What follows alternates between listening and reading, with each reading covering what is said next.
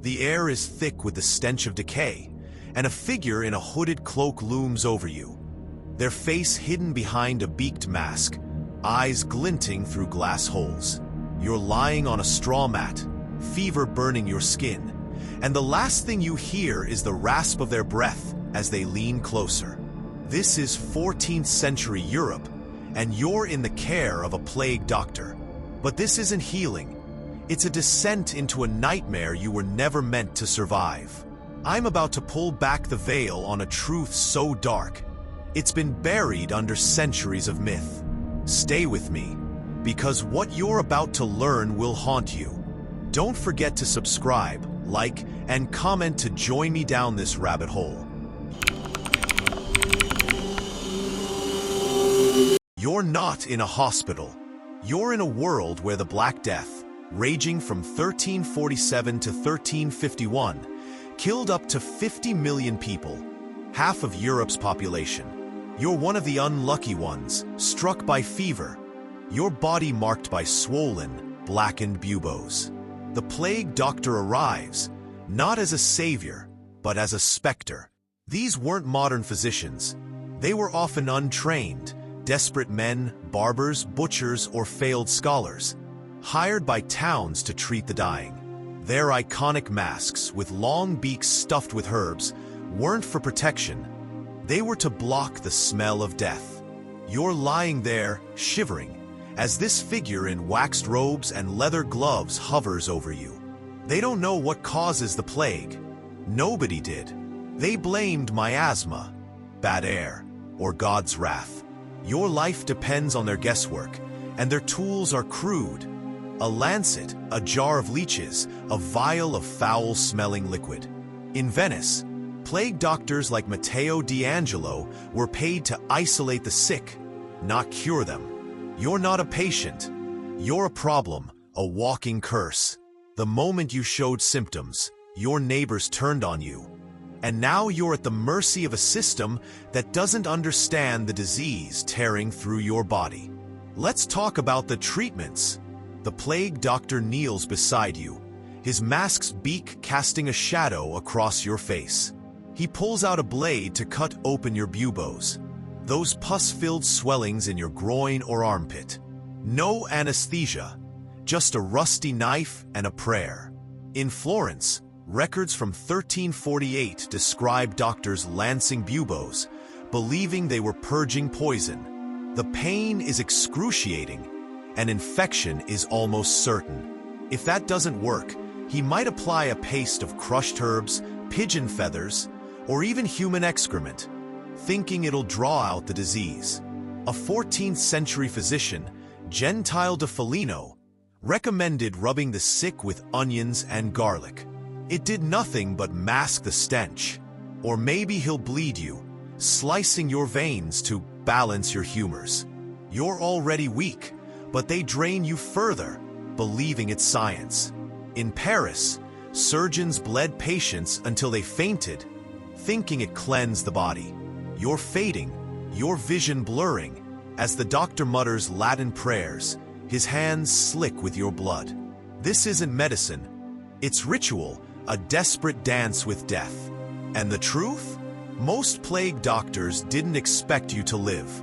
They were there to manage your death, to keep the city from panicking.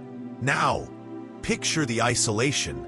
If you're lucky, you're in your home, but most likely, you've been dragged to a pest house, a grim, overcrowded building where the sick were dumped to die. In London, during the 1665 plague, pest houses were packed with moaning, feverish bodies, the air heavy with rot. You're lying on a filthy mat, surrounded by strangers, some already dead. Their bodies left until carts come at night. The plague doctor visits, but not to comfort you. He marks your door with a red cross, a sign to keep others away. Your family, if they're still alive, can't visit. They're either quarantined or fleeing. In Milan, entire households were sealed inside their homes if one person showed symptoms, left to starve or die. You're alone, except for the doctor's cold presence, his mask like a bird of prey. He doesn't speak to you as a person. You're a case, a number. The Chronicles of Siena in 1348 describe families abandoned, children left to die beside their parents. You're not just sick, you're erased, a ghost in a city that's already mourning you. The real terror isn't just the disease. It's the superstition that fuels the doctor's actions. They didn't know about bacteria. Yersinia pestis, the plague's cause, wasn't discovered until 1894. Instead, they saw the plague as divine punishment or witchcraft. If you're a woman, an outsider, or just unlucky, the doctor might suspect you're the cause, not the victim. In 1349, in Strasbourg, hundreds of Jews were burned alive, blamed for poisoning wells. You might be forced to confess to witchcraft, your fevered ramblings taken as proof. The doctor might sprinkle you with holy water or force you to drink a concoction of ground unicorn horn. Useless but expensive. In Germany, plague doctors carried rods to prod the sick without touching them, treating you like a leper. Your humanity doesn't matter. You're a symbol of sin, a body to be purified. The Malleus Maleficarum, though written later, reflects this mindset. Anyone different could be blamed. You're not just fighting the plague. You're fighting a world that sees your suffering as proof of guilt. If you survive the doctor's care, and most didn't, you're still not free. The plague marked you, body and soul. Survivors were shunned, their scars and weakened bodies a reminder of the disease. In Venice, 1361 records show survivors banned from markets, their presence feared as a curse. You might carry the stench of the pest house, the memory of the doctor's beaked mask haunting your dreams. The psychological toll was brutal. Chronicles from Florence describe survivors weeping in the streets, unable to return to normal life. The plague didn't just kill, it broke communities, turned neighbors into strangers. You're alive, but you're alone, carrying the weight of a society that wanted you dead. And the plague doctor? He's already moved on, his cloak stained with the blood of the next patient. The system wasn't built to save you. It was built to contain you, to keep the city's fear at bay. You're a survivor, but at what cost?